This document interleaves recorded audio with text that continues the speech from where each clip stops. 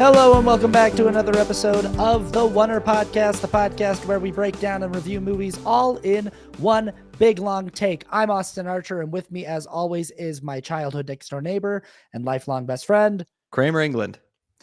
We are having a little bit of technical difficulties today, Yes. tech diffies. So hang with us if you're watching the video version on our YouTube channel.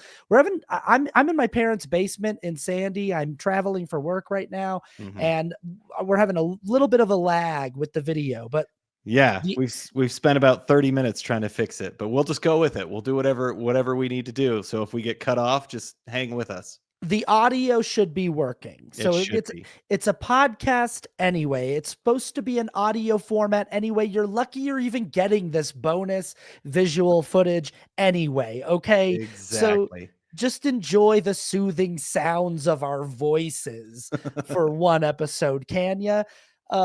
On this episode, we are not going to be breaking down a single movie. We are going to be giving our predictions for the upcoming 97th Academy Awards. It's Oscars time in Hollyweird, and they got their nominees in, and we've reviewed a lot of these films. Some of them we have not, and we're going to be giving just our predictions and breakdowns of who we think is going to win big this weekend. So starting out, just before we even get into a category, how do you think Conan O'Brien's going to do? I think he's going to do well. I mean, I'm biased. I love Conan O'Brien. You love Conan O'Brien, right? Oh, we were Conan boys. Yeah, we were. We would, Dudes Aplenty.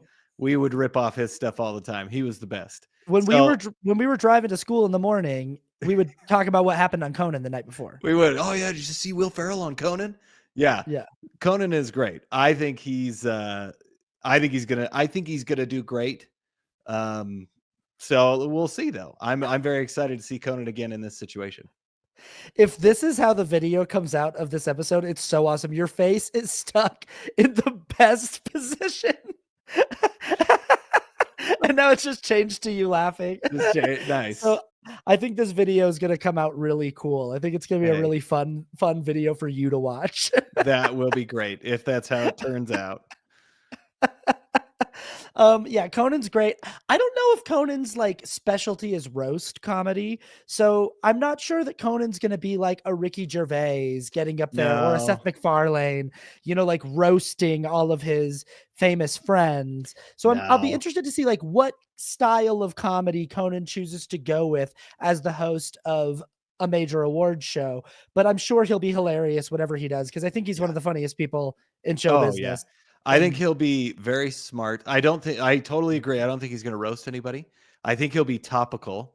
I don't know how topical and political. I don't know how much he'll be. I think he will get political, but I don't know if it'll get way into it, but it's going to be pretty impossible not to bring something up. So I think he'll be really funny. I really hope he's really funny because I love Conan. So I'm sure he'll be great. Yeah. We've got a lot of categories to get through, so let's just get into it. Yeah, let's just get into what we think. Starting out with, I'm just looking at the Oscars.org page here and going to in their order. They start with actor in a leading role because they're sexist and because they put the men before the women. And the nominees are Adrian Brody for The Brutalist, Timothée Chalamet for A Complete Unknown, I like that. Coleman Domingo for Sing Sing, Ray Fiennes for Conclave, and Sebastian Stan for The Apprentice. Kramer, what's your prediction? I got to ask you, is this for you? Mm-hmm. Are you voting for who you want to win or who you think is going to win? Because I think that's a distinction. I think I will be saying both. I'll be saying... Okay, you'll be saying both. Yeah. Okay, I think in some of these I'll be saying who I think should and who the majority of them I thought, okay, this is who I think is going to win. Mm-hmm. Not who I think should win, but okay, yeah, we can say both. I feel like it's a toss up between Adrian Brody and Timothée Chalamet. I'm gonna go with Timothée Chalamet. I think he's going to win because Adrian Brody has won, and I don't know. I could be totally wrong, but I don't know if Adrian Brody has the best. What's the word? I don't know if he has the best. What is status in Hollywood? Like, oh, sure. I don't know if a lot of people like him a lot, but He is a great actor, and I could be totally wrong on that, but I think they're gonna give it to the young kid because he did really well. But we'll see. We'll see. Yeah, it's interesting when there's like a person like Ray Fiennes in a category like this, and there seems Yeah. to be this attitude for actors like that where it's just kind of like, look, we nominate him because he's great in everything and he's awesome and he's amazing in Conclave, but like we're not going to give him the award because he doesn't need it. Like his career doesn't need it. But also, I think there could be a thing with Chalamet where it's sort of like that DiCaprio effect where it's like, hey kid, we're nominating you because you're Yeah. good, but like you Yeah. got to pay your dues before we let you get this statue. Yeah. I think Timothy's more of a. I agree that I think it's between Brody and Chalamet, and I do think that Adrian Brody's probably going to nab his second Oscar for actor in a lead role here. Yeah. I think he's going to take it, but I think that Chalamet does have an outside chance. I want to just quickly address his SAG award speech that kind of went viral Yeah. and that people have Yeah. been dragging him for. People have been like really bent out of shape about this Yeah. acceptance speech. Yeah. I went and watched it and I was like, I don't see what everyone's mad about personally. Yeah. I don't, I, people were saying that it felt really arrogant and stuff. I was like, I thought he said, what I heard, correct me if I'm wrong, maybe you heard something different, is him saying, I aspire to be one of the greats at my craft. I don't think I'm there yet, but that is my goal. My life's ambition is to be one Yeah. of the greats. I don't think that this statue means that I am one of the greats, but it means maybe I'm on my way. I find that to be perfectly fine. I don't think there's anything wrong with Yeah. saying that. I think also the fact that he said, I aspire to be one of the greats, is there are so many greats in this room, or something to that fact, basically saying like, I'm not to you guys yet. He gave credit where credit was due. He wasn't saying that like, I see how people think that, but I think the way that he said it, I mean, we all aspire to be great. Like we want to be great. And he is just pointing out that fact and saying he hopes he can get to that point, which yeah, I didn't take it as arrogant, at least in the way that I saw it, because he was giving credit to everybody else and, you know, commending them on the amazing acting that they have done. And he did seem genuinely surprised that he won. Yeah, I definitely like, I don't know. I was expecting, based off of the reaction that I saw the internet have, I was Yeah. expecting a weirder acceptance speech. And I was like, yeah, maybe this is a little unconventional Yeah, to get yeah. up there and say, and I think he points that out. He goes, I know that the thing to do in a situation like this is to be like, oh, wow, what an unexpected honor. Or he goes, but look, listen, I worked really, really hard on this. I take my job very seriously. Yeah. This is 5 years of my life. I am grateful for this, but I aspire to be one of the greats to have ever done this. And Mhm. many of them are in this room. And he talks about, like how I view these people like Michael Jordan or Yeah, yeah, Steph yeah. Curry Yeah. or Tiger Woods. He talks about he mentions Viola Davis and Yeah, yeah. as one of the all-time greats with Daniel Day-Lewis and stuff. And I'm like, I don't think there's anything wrong with saying my life's ambition in this career is to be considered amongst these people. It's like, that's Mhm. fine to say, I have an ambition to be one of the greats at my craft. I think it's weird that people are responding with such vitriol. I don't Yeah, yeah. know that he will get that award at the Oscars. I Yeah, don't know that I the don't know. Academy is ready to give him that recognition. Maybe they will. I agree with you. I think it's between him and Brody. Yeah. Um, I also just think, and okay, there's a couple things. I think that is Adrian Brody good enough to get 2? Like, he is good enough, and I know that that's a weird thing to say, but he just doesn't make very good movies. Like, the Pianist was amazing, and I'm sure I have not seen The Brutalist, and I'm sure he did amazing because he did amazing in The Pianist. But, like, all these other movies, he does, like, weird movies that, like Kramer, have you ever seen Angels in the Outfield? He's Yeah. in that movie, Is okay? he really? Yeah, he's one of the baseball players in Angels in the Outfield. Are So you serious? maybe you should watch it when I you didn't talk know that about. he was in that. Okay, no, but he's very good in all the Wes Anderson movies that he's in, like Oh, Darjeeling yeah, yeah, Limited. yeah, yeah. He's Yeah, yeah. fantastic in that. He's fantastic in French Dispatch. But yeah, he's got some questionable, credits on Oh there my for sure. gosh, I did not even realize. This is blowing my mind. Yeah, He's in Angels in the Outfield. and Adrian Brody, Angels in the Outfield. Dude, I I can't believe it. I will say in this category, who I would like to see win is Coleman Yes. Domingo, Yeah. mostly because my favorite film of the year, I've said it a million times on this podcast and on various channels, is Sing Sing. It breaks my heart that Clarence Macklin is not nominated. I think that Clarence Macklin deserves not only to be nominated, but he should win in the category of Best Supporting Actor. And as a replacement consolation, I would love to see Coleman Domingo win it. I don't think he's going to. Yeah. But that's my want to. Yeah. So yeah. Would you prefer Chalamet to win? I can't say. I mean, here's the thing though. Ray Fiennes was amazing. Yeah. And people think he has won an Oscar and he has not. Yeah. And I think that's hurting him because they thought that he's already won and he didn't. So, I mean, it's hard because that is that's really the only movie that I've seen of these. And I wish I could have seen more, but that's so I cannot say. I mean, since he's the only one I've seen, I thought that was great, but I can't judge it by just watching the trailer. It's a very strong category, and Sebastian Stan had 2 performances this year that could have been nominated, and it's a very strong category.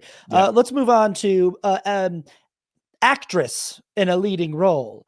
Actress. Actor in a supporting role. I skipped over that. Sorry, we got to do the boys first. Sexism.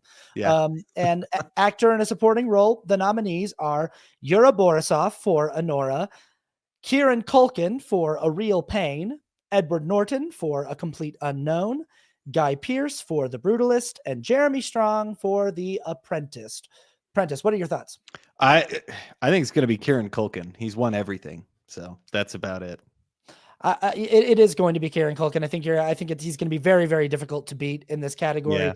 I think that there could be like maybe a weird surprise with like Yura Borisov or like Ed Norton, maybe, or maybe even Jeremy Strong. But like, I don't know that I don't think The Apprentice is a big enough movie to come in and surprise people that way. Yeah. I think this was like, because I think this is the only nomination that the movie got. And I think it was just kind of like, we'll give this to you because it was great, but we don't really, I don't know. They kind of wanted to stay away from it. Obviously, this category kind of drives me nuts, though, because I do think that Kieran Culkin is committing category fraud here. I think that he's winning in this category because he's actually the lead character in the movie that he's in. Yeah. And so he's giving a lead performance and he's being nominated as a supporting character. And it's like, well, yeah, the other guys that you're up against are actually giving supporting performances and you're giving a lead performance. And interesting. So your performance is much more substantive. Yeah. Just the character. Yeah. And also, as far as like independent films where sort of a newcomer that is a new face getting nominated, I'm also kind of pressed about the Yura Borisov nomination. Not that he's not great in Oner. He does a great job, but that's the spot where I'm like, hey, that's my boy Clarence Macklin. Like, if you want to give it to like a newcomer who's like a new face in the industry, Clarence Macklin's performance is light years ahead of Yura Borisov's performance in Oner. And Yura Borisov's performance is good. No shade, but if you're telling me his performance is like more Oscar worthy than Clarence Macklin and Sing Sing, I'm telling you, you're on crack, dude, and you need to get your head examined because I disagree. I don't know. Hey, sounds good to me. But I think the others in this category, like Ed Norton's great in A Complete Unknown. I was really impressed with his character work in that movie. Guy Pearce obviously is very strong, and Jeremy Strong is doing Jeremy Strong stuff. And but I do think it's going to be Kieran Culkin. Yeah. Yep. Actress in a leading role. Our nominees are Cynthia Erivo for Wicked, Carla Sofia Gascon for Emilia Perez, Mikey Madison for Oner, Demi Moore for The Substance, and Fernanda Torres for I'm Still Here. This is a tough category. Yeah. What are your thoughts? I think it's going to be Demi Moore. And I have not seen any of. Actually, I've seen Wicked. Sorry, and she did amazing. Cynthia Erivo. I actually would like to see her win because I thought she did a really great job. But from what I'm hearing and from all the predictions, and Demi Moore won the SAG award, I think they're going to give it to her. I think the only one that's kind of the dark horse would be Mikey Madison. It seems like from the things that I have read. In my mind, and I haven't read a lot about how things are shaping out in this category. In my mind, it's a 3-way race between Cynthia, Carla Sofia, and Demi. Okay. And I think Demi maybe takes it as like a career nod of just what an Yeah. impressive Yeah. career she's had.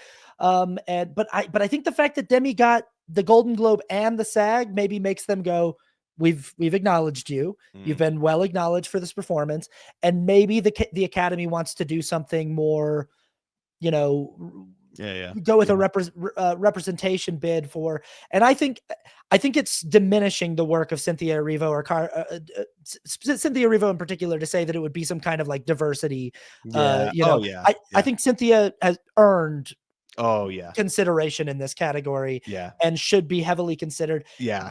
I'll be completely honest. I just watched Emilia Perez for the first time the other day, Yes. and like, good on the Academy for throwing this nominee to this trans actress who is in this movie. But again, we got a problem of category mix-ups here, where you watch that movie and it kind of feels like it's Zoe Saldana's movie, and Carla Sofia is the supporting actress in the movie. Right. And also Carla Sofia is just like, she's not bad in the movie. Don't get me wrong.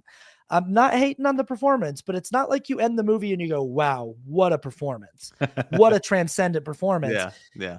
Not only is the movie kind of a mess, but the standout performance in the film is Zoe Saldana's performance. Yeah. Selena Gomez is not great in this movie, and Carla Sofia is kind of fine in the movie. She's not, I think fine is bad. She's good. She does a good job. But I think that she's actually going to be heavily considered in this race. I think it's going to be a 3, and I think it probably, by all rights, should be between Mikey, Demi, and Cynthia. Yeah. And I think you're probably right that maybe Demi takes it. But yeah. Well, and I think Carla Sofia Garcon, I think she's out because of all the controversy. Probably. I think it came, whether it was somebody else or whether this is all the politics of it or whatever, but I think it's just, it came out at the exact right time while they were voting. And I think it turned everybody off. So I think that the fact that she is nominated, all the Oscar voters are feeling like that's enough. But yeah, I think Cynthia Erivo, since it's the only one I saw, I think it was from what I saw, it is very deserving of an Oscar. I think so. I think Mikey Madison also gave a very, very strong leading performance. But I think Mikey Madison will be more of like a kind of like a, hey, I'm here and I'm a serious player, and she's going to get more chances later on. But I think that realistically, it'll probably come down to Demi or Cynthia, and Demi probably does take it in the end. Yeah. Okay. Actress in a supporting role. Our nominees are Monica Barbaro, Complete Unknown; Ariana Grande, Wicked; Felicity Jones, The Brutalist; Isabella Rossellini, Conclave; Zoe Saldana, Emilia Perez. Are you as weirded out as I am that Isabella Rossellini is nominated? I was going to say the exact same thing. She is not in that movie. What is her screen time? How much screen time should she have? Now, here's the thing. She stood out. She really, every time she was on screen, you noticed her. She made her presence known. She gave a very good performance. She's in it for probably less than 5 minutes. I mean, am I wrong? Like, no. Am I missing something? Like, no. Look, and Isabella Rossellini is awesome. Is a first-class actress. Amazing. Like she's been a movie star for a long time. Yep. She's good in everything she's in. Yep. It's not saying like, oh, she didn't do a good job. It's just saying like, what? Like that's exactly. I was like, I saw that she was nominated, and everybody's like, oh yeah, she's so amazing. She steals every scene she's in. I was like, I think she's in like 3 or 4 scenes. Like it's probably more than that, but she talks in only 3 or 4 scenes. I think I could be wrong, but it was weird. But she is amazing. Even her voice in The Simpsons, she was great. Yeah, she's great. It's just I don't know. It just feels like a little taken off guard. It feels like we couldn't find any other supporting roles to give a nomination to, and maybe this is another thing of just like a career nod to Isabella Rossellini's career. I don't know. Yeah. It could be. What's your prediction in this category? Zoe. Yeah. I think that it's hers to leave. Okay, Isabella Rossellini is in about 7.5 minutes of the movie. Yeah. I'm sorry. And I again, just looked that up, but again, anyway. we have a very similar situation with Zoe that we do to Karen, Yes. where Yeah. Zoe's it's kind of her movie, Yep. and she's kind of in the most of the movie, and she has the most screen time of any character in the movie, Yeah. and and she's nominated in a category with a bunch with Isabella Rossellini, who's in 7.5 minutes of her movie. So Yeah. how is Isabella Rossellini supposed to compete with Zoe Saldana? Yeah. Yeah. My personal opinion of Amelia Perez is that the best part of the movie is Zoe's It's her. performance. She is really, you could tell. I mean, and I haven't seen Amelia Perez yet, but every movie she's in, you can tell she gives it everything she has. And if she doesn't win it for this one, I feel like she will win it for another one, but I think she's going to win for this one. Yeah, I don't see the Academy giving Ariana Grande an Oscar. Ariana was No, great. I don't either. She was great and very surprising. I was very, very surprised that she was so good. And Monica Especially Barb since my kids, I'm so sorry I'm cutting you off, but oh no, you're my totally fine. kids just keep watching Sam and Cat. Do you know what this show is? I know, yeah, I know Sam and Cat, yeah. I am like, oh my gosh, I can't believe that this is the same person because she is so annoying in that show. You And that know, show is not very great. And I'm just like, wow, she really is a good actress because that was so bad in Sam. And she's doing a show for kids, young teens. Like, I get it. But anyway, sorry. the writing on those shows was always so bad. The writing on Yeah. those Yeah, it was horrible. Nickelodeon tween shows. But I would say Monica Barbera is very good in A Complete Unknown. Again, I just don't think that there's enough like meat to the role to justify an Oscar. I'd say the next closest to Zoe in this category is probably Felicity Jones, who actually has like some dramatic heft to the role that she's playing in The Brutalist. But again, no one can really compete with what Zoe Saldana is doing because her role is a leading role. It's like her movie. Yeah. And so, it's probably just going to be Zoe Saldana. Yep. Yeah. Okay. Animated feature film. Oh, this is an interesting one. Yes. Our nominees are Flow, Inside Out, Memoir of a Snail, Wallace and Gromit, Vengeance, Most Foul. I think that's a crazy nominee because I'm just like, what? I'm like, I had no idea those movies. Yeah, but I'm like, I had no idea that even happened. Yeah. And The Wild Robot. So what do you think? Yeah, it's Inside Out 2. That's not my pick. Sorry, you said Inside Out. It's Inside Out 2. Inside Out 2, yes. Sorry. My pick is The Wild Robot. I think it's going to win. I guess from what I read, Flow is really, really good. I would like to see it, but have you seen it?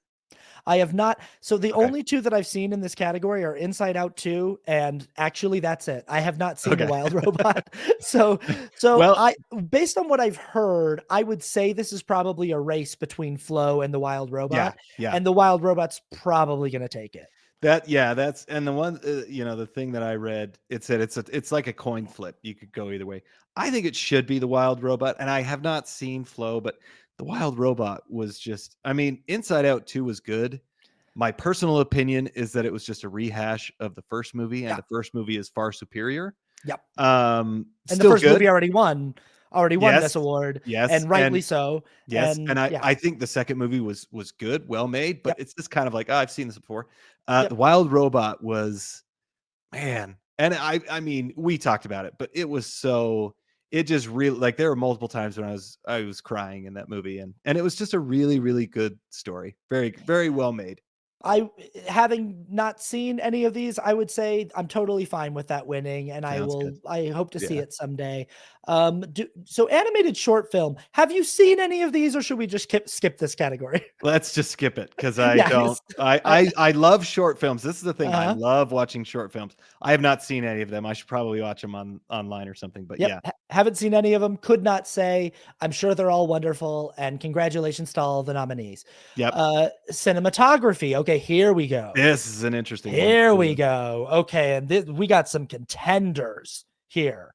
Okay, so our nominees are Lowell Crawley for The Brutalist, Greg Fraser for Dune Part 2, Paul Guilherme for Amelia Perez, Ed Lachman for Maria, and Jaron Blaschke for Nosferatu. I like that. Good pronunciations. Strong. I'm glad it was you, not me. So, okay. The only movie I have not seen on this list is Maria. Okay. What is your take in this category? I don't really know, because I think I put Dune Part 2 because I saw it and I thought that was amazing. You made a desert look absolutely amazing. So that's what I picked because I think it could win, and it would be two, but it would be two in a row for Greg Fraser. So, but like, sorry, Greg Fraser's the best I know, DP working and in Hollywood. that's why I picked him. But I know? think the one that has the biggest chance from what I've read is the Brutalist. Yeah. So that's kind of what I'm thinking. I think you're right. I think that there could easily be a runoff between Greg Fraser, Lowell Crawley for The Brutalist, and Paul Guilherme for Yeah. Emilia Perez. Yeah. I think that Jaron Blaschke should be probably a stronger contendant for Nosferatu. And I will just say, although I haven't seen Maria, I know this director's work, and I've seen his last two films, Spencer and Jackie, and they were both gorgeous films. And so what I know from this filmmaker is that he makes very, very pretty films. Me personally, my personal taste is like, I don't think anyone this year should beat Greg Fraser. Yeah. I just think that Greg Fraser is the best working cinematographer. Like, for the longest time, I felt like Deakins ran the show in cinematography, and right now I feel like it's Greg Fraser's world. Yeah, and everybody, like, I just think that he's such a. The movies are just so defined by what he does behind the lens. The Brutalist could steal it as just a more unique texture. Yeah. I think that the best thing that the Brutalist has going for it, and this is in all categories, is for how little it was made and for how much of a movie it is for the director, for what's his name? For Brady Corbet. Yeah, I think. Isn't it like a $10 million movie or something? Yeah, I think it was that. I think it was Which 10. is insane. It is insane. It's very insane. And for a fact that he made a 3.5-hour movie, or however long it is, and he did it his way, I think that gets everybody going, and that gets everybody like, wow, I'm amazed that you were able to do this. So I could see it getting it for that reason alone, being like, you shot this on film. They do these things. Brady Corbet talks about like the way that he works with his cinematographer, that they kind of like abuse the negatives and they overexpose them in this way to give them this like kind of broken texture that feels very, and then nice. Releasing the movie on 70 millimeter. That's right. And it was shot on film, which and so, the fact that Greg Fraser won last year, it's probably going to go to them. It probably will, but my personal preference is like, as gorgeous as The Brutalist is, as gorgeous as Nosferatu is, as gorgeous as I'm sure Maria is, Emilia Perez is fine. I think it's overhyped, but and the cinematography is fine. There are some scenes that are gorgeous and there are some scenes that are fine. But like every single shot in Dune Part 2 is a painting. Every single shot is a masterpiece. So I just am like, I don't know. It's hard to. I'm there with you. Like the guy's just like painting gorgeous paintings. Yeah. But I could see him losing just because for the reasons you mentioned. Costume design.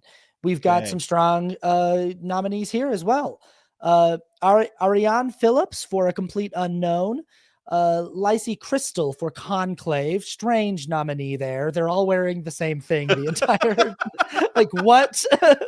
Janty Yates. True. Yeah, like Yanti Yates and Dave Crossman for Gladiator 2, Linda Muir for Nosferatu, and Paul Tazewell for Wicked. So I got to just say right out of the gate, I think it's wild to give Conclave a costume design nomination and not Dune Part 2. Like, that's crazy. It's a little weird. Very weird. Like, that's wild. Like, it's that's what Cardinals look like to me. So I think I could have costumed Conclave. I think I could have I'm pretty sure. Like, I'm pretty sure we know what the costumes are, right? Like, we just have to buy like a bunch of like priest red robes outfits, and right?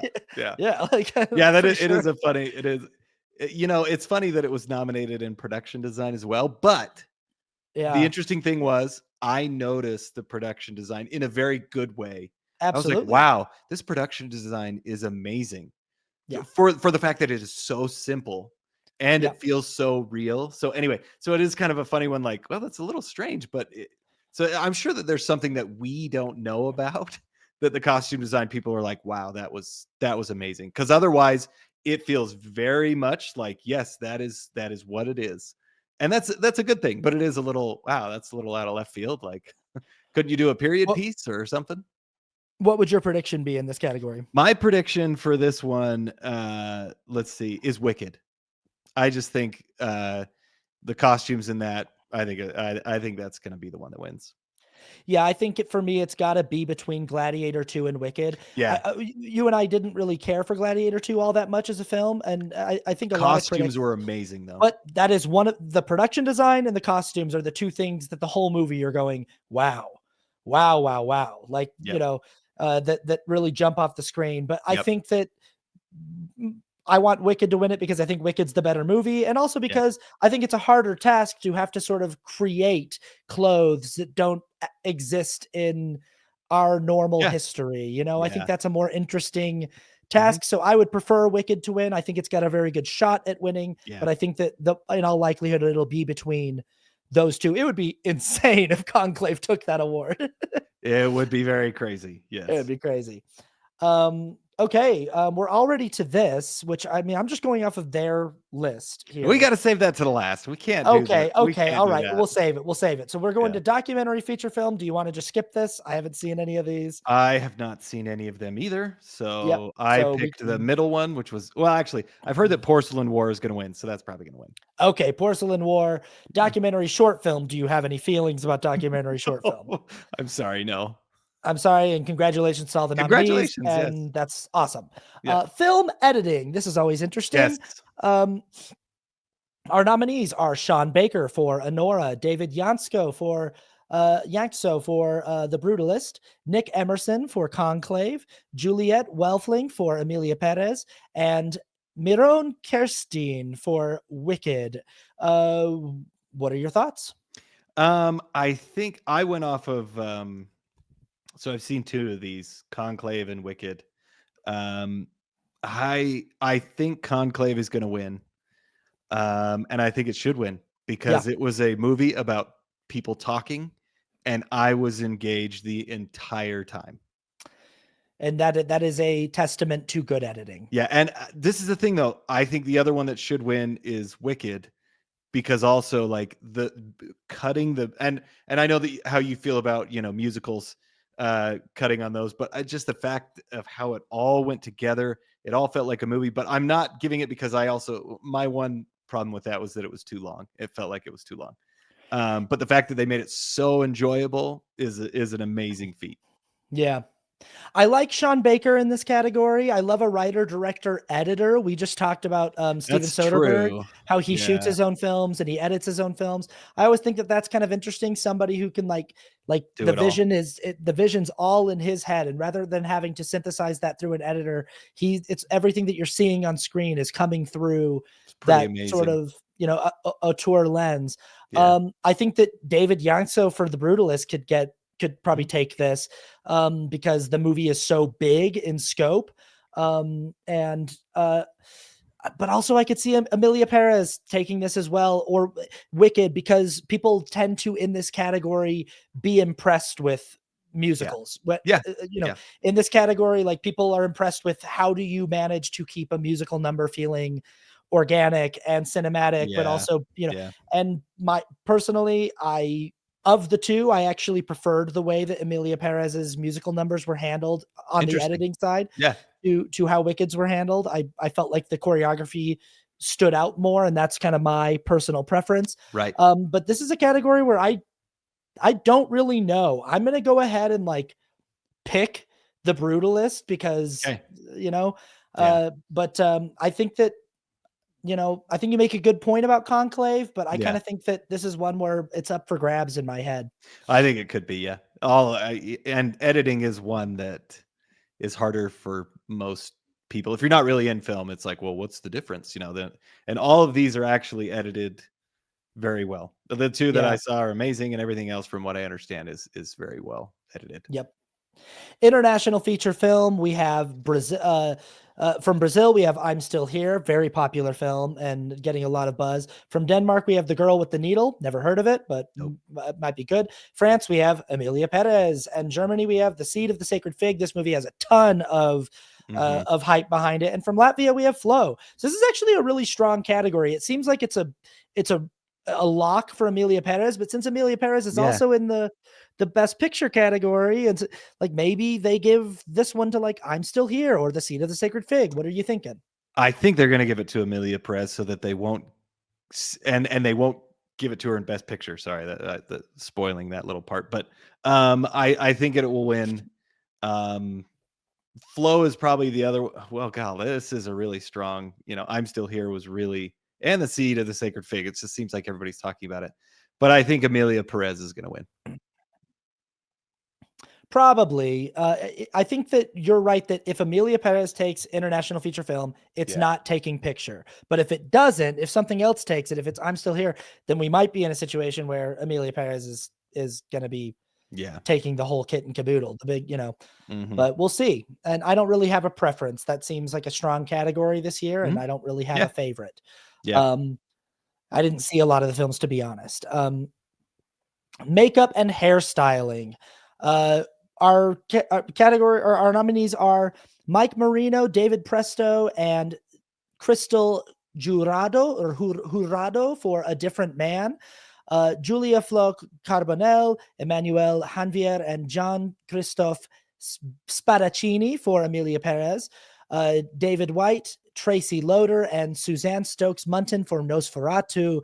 Pierre Olivier Persin, Stephanie Guyan, and Marilyn Skelly for The Substance. Frances Hannon, Laura Blount, and Sarah Newth for Wicked. What a category. Yeah. Wow. Every single one of these is so, every single one of these has work that is so strong in it. I know. So what would you go for in this? Now, I have not seen A Different Man, but I would like to see that win. From the trailer, it's pretty amazing what they were able to do. Just that's kind of like the outside source. I think it's honestly between The Substance and Wicked. And I put Wicked just because I think there's so much hairstyling, there's so much makeup, and it's practical, right? Like the majority of it is practical. So I think they're going to give it to Wicked. I think this is kind of a category of like who did the most, because all of them did really impressive things. Like the makeup in A Different Man is very impressive. The makeup in Emilia Perez is very impressive. The makeup in Nosferatu is like, and all of these movies include massive prosthetics and really impressive prosthetic work. There's no movie that goes bigger or crazier than The Substance, that takes a bigger swing than The Substance, in my opinion, and it pulls it off every step of the way. Like it's some of the most like impressive practical makeup work I've ever seen. So if The Substance doesn't take this category, I'll be very surprised, but it is a very competitive category this year. And that is kind of what I've heard about The Substance. So original score. I always like this category, and I feel like these days, I don't know, I feel like having like a really impressive score is getting less and less common in Hollywood. I miss the days of like really standout themes. And again, I think it's crazy that Dune Part 2 is not in this category. I think it's crazy. But here we go. We have Daniel Bloomberg for The Brutalist. We have Volker Bertelemann for Conclave. We have Clement Ducol and Camille for Emilia Perez. We have John Powell and Stephen Schwartz for Wicked. And we have Chris Bowers for The Wild Robot. Now, again, this is one where I'd go, I would take out Conclave and put in Dune Part 2 in a heartbeat. Really? I think it's okay. Like, Conclave had a good score. I noticed the score to Conclave. I noticed it while watching the movie, and I was like, this is strong. But is it better than what Hans Zimmer's doing in Dune Part 2? No. Absolutely not. I mean, but well, no way. But, the interesting thing is, I would take out Wicked because I thought Conclave was amazing. Now, Wicked, this is what I read too, is like, this comes down, the person that I was reading has said that this comes down to the fact if Oscar voters realize that they're not voting for the songs in the movie, but they're voting for just the score. And if they, so that's why he thought Wicked was going to win. I think The Brutalist will win. I have not seen it. I have not heard it, but I have heard some of the samples from the soundtrack, and I think they're pretty good. They're pretty amazing. The Brutalist has a very distinctive and impressive score. Yeah. I would like The Brutalist to win. I don't know if it will. I could see Emilia Perez or Wicked taking this because they're, but I agree with you that it's like, is that fair? Like, is it fair to like that a movie that's a musical Yeah. gets to, Yeah. you know, I like, Yeah. I don't know. It's not that I don't like the score to Conclave, and I'm sure The Wild Robot has a very strong score. It's like, I just think it's crazy that Hans Zimmer is not in this category Yeah. for Yeah. Dune Part 2. Like, Yeah. yeah, but you know, oh well. Um, Yeah. and I could see it being The Brutalist. Well, and it was As ineligible. It was Oh, was it? ineligible. Yeah. Why Because was it? I think because it's a sequel and I can't remember exactly why. Everybody was really mad about it, but and I That they're agree. like, it's I more or agree. less the same music, that it's like that he's using the same Yeah. themes, but I'm like, but Yeah. there's Still new good. stuff. There is new stuff, There's so new stuff yeah. going on, and it's really good. Like Mhm. as good as the score is in Dune Part 1, It's it's even better. 3 times better in you know, it's yeah. Yeah, it is. Music original song. We've got El Mal from Emilia Perez. We've got The Journey from uh The 6 888. the 6 888. We've got Like a Bird from Sing Sing. We've got Mi Camino from Emilia Perez, and we've got Never Too Late from Elton John. Never Too Late, which I guess is a like a Documentary, I think. documentary that they did. Uh, do you have any feelings about this category? No, I just think Emilia Perez is gonna win. El Mal is the one that I've seen, but I can't contribute to this one. Once again, I just recently saw this movie, and I did not dislike it as much as the internet led me to think I would dislike it. There's a lot to appreciate about Emilia Perez. Mm, I could definitely understand like being at a film festival and knowing what it's like to attend a film festival and to be watching movies every day and the kinds of films that are competing at film festivals. I could imagine sitting there and being like, "Oh, this is a very exciting film."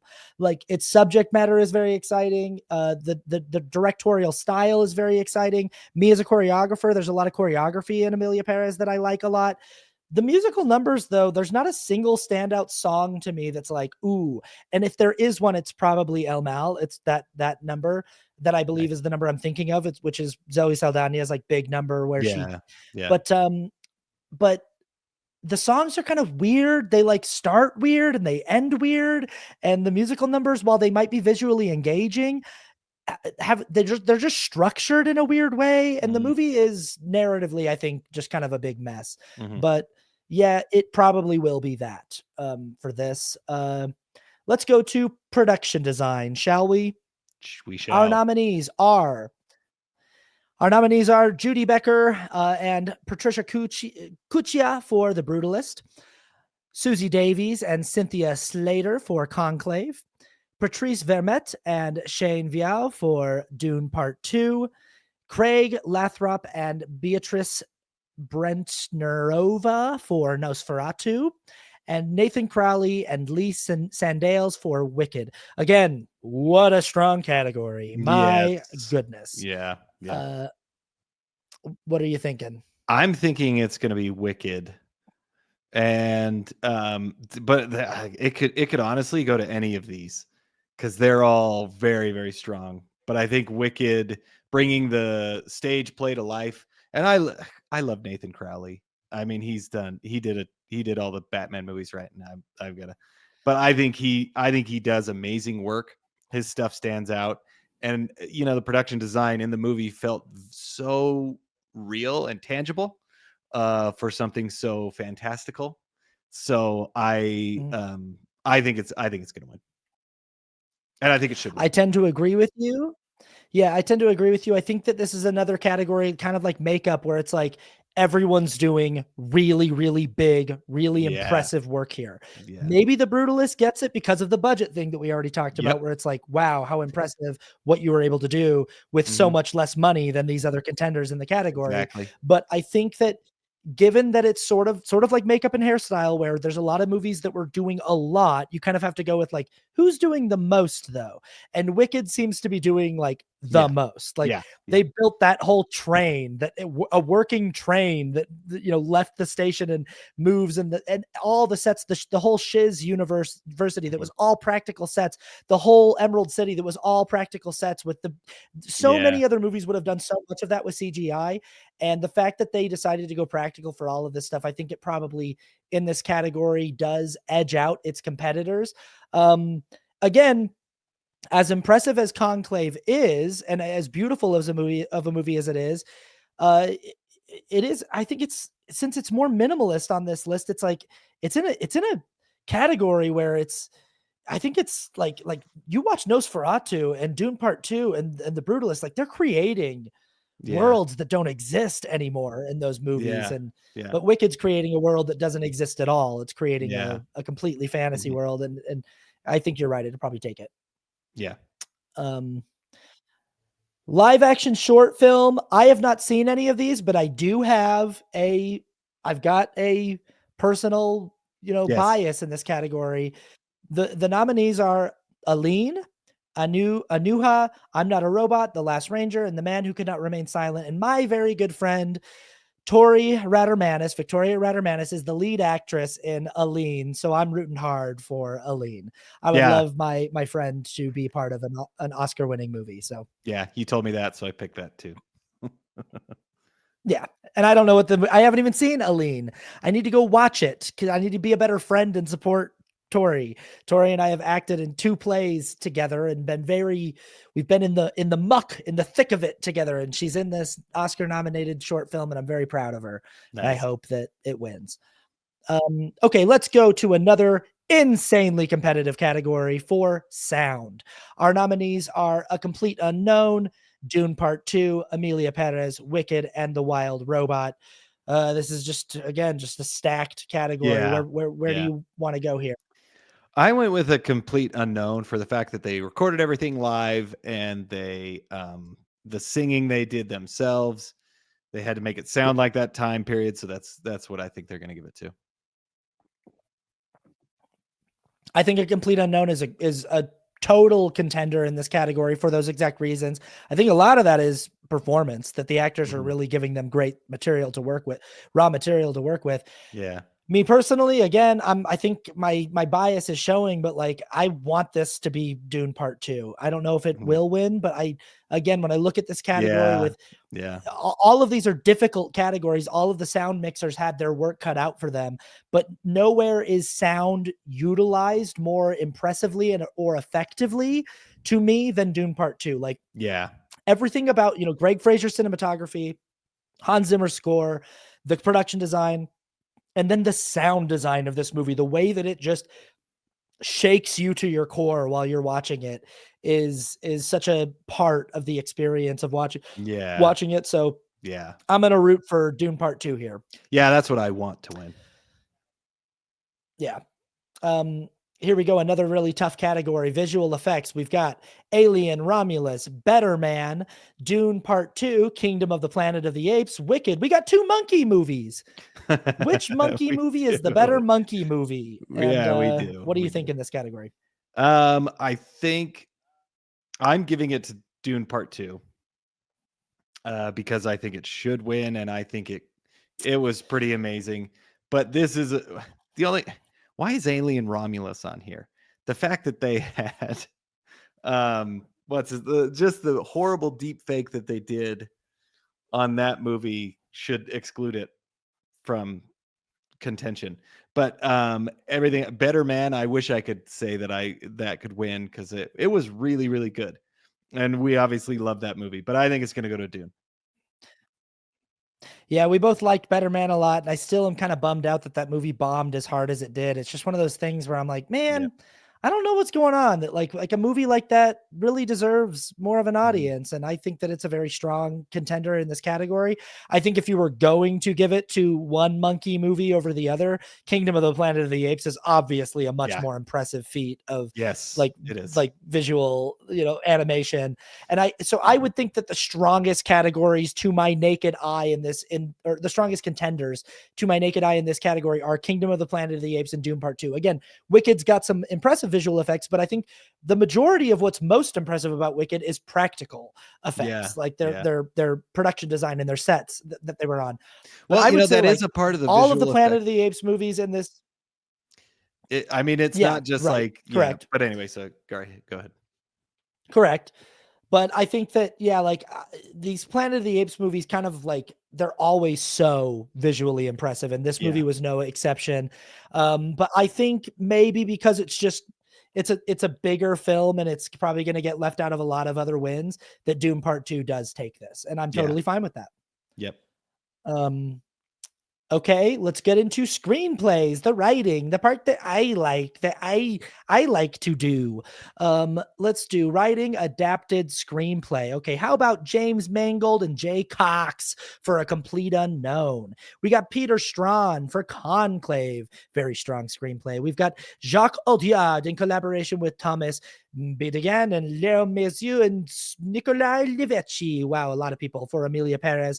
And we got Ramel Ross and Jocelyn Barnes for Nickel Boys. And we've got Clint Bentley, Greg Quidar, story by Clint Bentley, Greg Quidar, Clarence Macklin, John Devine G. Whitfield for Sing Sing. What do you like in this category? I think Conclave is going to win. Again, just because like it was so engaging in the fact that it's just people talking. So I think they're going to give Conclave the movies. Well, yeah, that's what I think they're going to give it to. It's the most like writerly of the screenplays, because it is so talky. The face that your face just froze into, it was really good. You'll need to take pictures. We are gonna. You're gonna see it's on the stream. Yeah, we'll see. Yeah. Anyway, I'd say Conclave probably takes this. I'll tell you what I don't want to take this. I don't want Amelia Perez to take it because I think that this movie is narratively a mess. I don't even think it should be nominated in this category. I think that it's really annoying that it's nominated in this category. I like Nickel Boys being nominated in this. Nickel Boys was really strong. I think that for me, the convention that Nickel Boys was shot in, the POV convention, got in the way of the movie sometimes, but the screenplay was very strong, very good. A Complete Unknown has a very strong screenplay. But I do think that Conclave's probably going to take it. Obviously, the one that I want is Sing Sing because it's my favorite movie of the year. And because also Clarence Macklin is like a co-nominee in this category. So he would like get to go up and like get an Oscar. I don't think it's going to happen. And like John Devine G, who Coleman Domingo is playing in the movie, helped out with the story. And very cool. I would love it if their movie won. I don't think it will. You never know. I think you're probably right, Peter. Yeah. So, writing original screenplay. Okay, we've got Nora by Sean Baker. We love Sean Baker. He writes and directs all of his own movies. Brady Corbet and Mona Fastvold, who wrote The Brutalist. We've got A Real Pain by Jesse Eisenberg. We've got September 5th by Moritz Binder, Tim Fellbaum, and co-written by Alex David. And we've got The Substance by Coralie Fageat. Okie dokie. What do you think in this category? Oh man, I have not seen any of these movies, so I gave it to A Real Pain because he seems to be winning a lot. I could see that. I think that people really like his screenplay. I really like it. I think it's really strong. It kind of bothers me because it's very similar to a screenplay that I wrote that I've been trying to get made for the last 6 years. Yeah. And so I knew it when I saw the trailer for it. I was like, that movie's going to be really similar to my movie, isn't it? And then I went and saw it. And I was like, damn it. I was like, it's so similar in its themes and like its characters are so similar to characters that I wrote. But you know what? He's not the first one to have made a movie like that. And it's a formula that I'm glad that people are thinking that it works, that movies that are very dialogue heavy and reliant on just like characters can work. I really like Sean Baker's writing. I think Sean Baker's writing is like so poppy and cool and exciting, and everything that Sean Baker's made, I think just has such a cool voice to it and sounds so natural and real. So I probably would prefer Sean Baker to win in this category. I don't know that he will. I think you're right. It might be Eisenberg. I could also see Brady Corbet and Mona Fastvold winning for The Brutalist. I could see that happen. Yeah, I could see that. So, yeah. Okay. we're down to the last two. We're down to the big matzo ball. Here we go.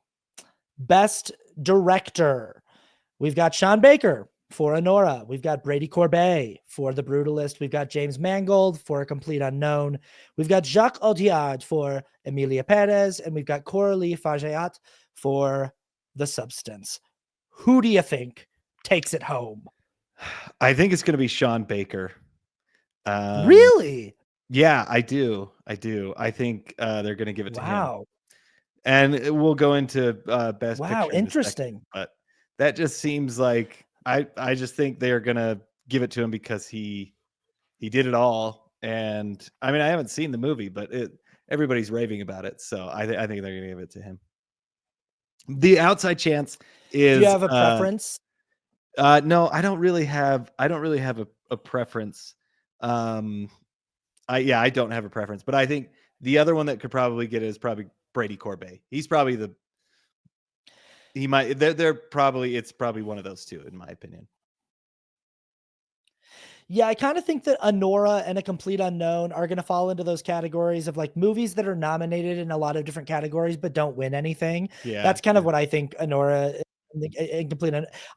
I'm worried that Jacques Audiard is going to win this for Emilia Perez, and it's going to piss me off.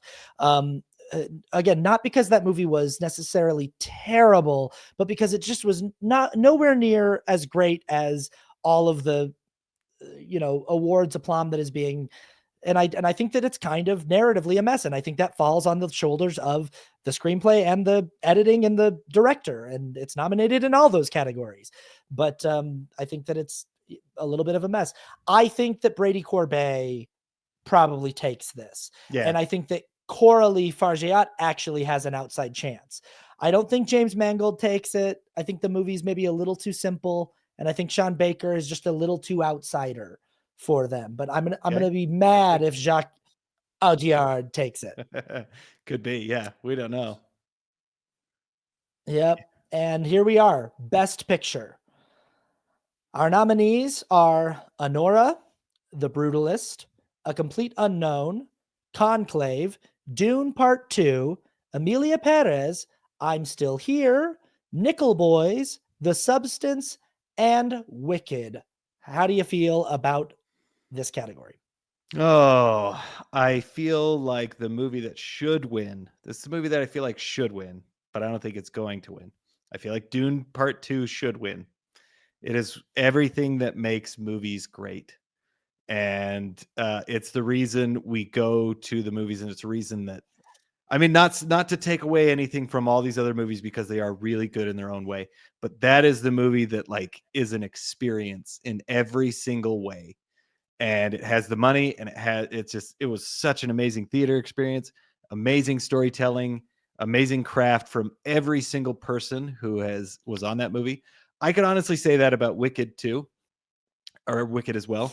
And I had an amazing time with that. But I think this might be a little crazy, but I think Conclave is going to win. Really? Yeah. I've read what I read talked about that. It's got a lot of steam behind it. And some of the controversy, especially with Emilia Perez, I think they're not going to make it. I don't think they're going to let it win. I think the best thing that it has going for it is that it doesn't feel like it's Oscar bait. I think that The Brutalist could win, and that might be the runner up, and that very well could win because of the things that we talked about. But it's also a little Oscar baity, right? And A Complete Unknown feels a little bit like Oscar bait. So I think Conclave came in so strong, and it's like this movie that was like, wow, I did not expect it to be that good, and it was. So I think that's what's going to win. I don't know though. It's a toss up really for everything. I never know. You might have something there, Kramer. You might be onto something there, that like this could be in a category that feels, because this is one of those years where it's just sort of like there's nothing that's like the clear. It feels like Emilia Perez has like all this like energy behind it, where it would be but I think you're right. There's a lot of controversy with Carla Sofia and like the old tweets that have come out, and also just sort of like the general cultural response to it being like, hey, this isn't the movie that the critics seem to think it is, and stuff like that. And then it's like, hey, if we want to do a movie that talks about gender diversity and questions in, you know, the gray areas that exist in gender and like questioning the gender hierarchy and gender binary, Conclave's right there. And Conclave feels like a very sincere, very clean, very like there's not a lot of mistakes to point at with Conclave. It's very like, it's very economic with its time. It's tight. It's engaging. It's interesting. It's well acted. It's well written. You could have an argument there that it's like the movie that no one would be mad about Conclave winning. I don't, so I could see that. I'm worried that it's going to be Emilia Perez and people are just going to go like, what the crap are we doing here? Yeah. I'm worried about that. I think it's cool that Nickel Boys is in this category. I don't think it has a chance in hell of winning. I think it's cool that The Substance is here. I don't think that it's a serious contender. I think it's cool that Wicked is here. I don't actually think it's a serious contender. I think that, yeah, Conclave is probably a serious contender. I think it's probably between like The Brutalist, A Complete Unknown, and Emilia Perez. And I completely agree with you that me personally, subjectively, on this list, there's no movie that I enjoy watching more than Dune Part 2. There's no movie on the, and I saw many of these movies and I enjoyed them and I thought that they were well made, but I agree with you that it's like Dune Part 2 is just the full package. It's just like, I think that it's crazy that Denis Villeneuve's not nominated as a director. I think that like, you know, it's just like, it's the full package. It's everything. It's performance.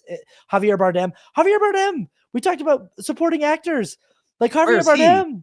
Oh my goodness. You know, what's her name? We talked about you mean Zendaya. I would actually say before Zendaya, I would say Rebecca Ferguson. Oh yeah, she was amazing too. So like, I love Rebecca Ferguson. It's like, get rid of Isabella Rossellini and put Rebecca Ferguson in I there. would have loved that. Yeah. But everybody's great in that movie. Everybody, I mean, God, Austin Butler's so good in that movie. And like, and it's just cinematography, production design, action, music, it's everything that a good movie should be. And I think the Academy needs to get off their high horse, get off their, and just acknowledge that sometimes the best movie is also the biggest and highest grossing and, you know, most entertaining movie. And like, there's nothing wrong with that. They did it with Gladiator that one year. 2000. They were like, yeah, Gladiator's this big, huge action epic.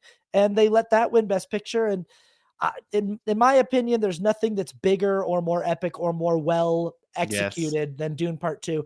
But I don't think that I think that it probably will be The Brutalist or Emilia Perez or A Complete Unknown with an outside chance for Conclave.